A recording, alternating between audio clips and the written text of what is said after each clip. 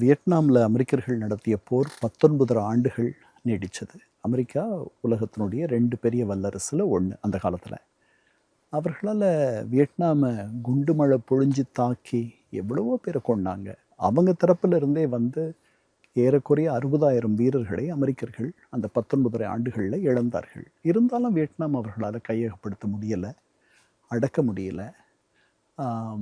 அதனால் ஒரு வல்லரசாக இருந்தால் வெற்றி உடனே கிட்டிடும் அப்படின்லாம் நம்ம நினைக்கக்கூடிய அந்த காலத்துலேயே 60களிலே இல்லைன்னா இன்றைக்கி தொழில்நுட்ப ரீதியாக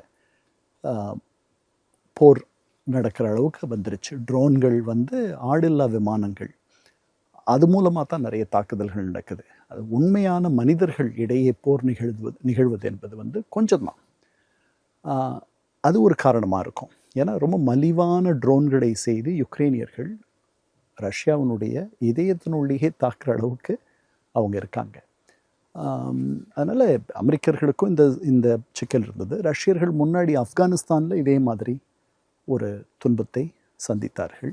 அதனால் வேகமாக ஒரு இடத்துக்கு போய் அதை உடனே வெற்றி கண்டிடலாம் அப்படின்றதெல்லாம் இனிமேல் சாத்தியம்னு நான் நினைக்கல எந்த பெரிய சக்திக்கும்.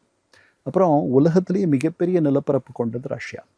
அதுதான் உலகத்திலேயே மிகப்பெரிய நாடு நிலப்பரப்பு பொறுத்த வரைக்கும்.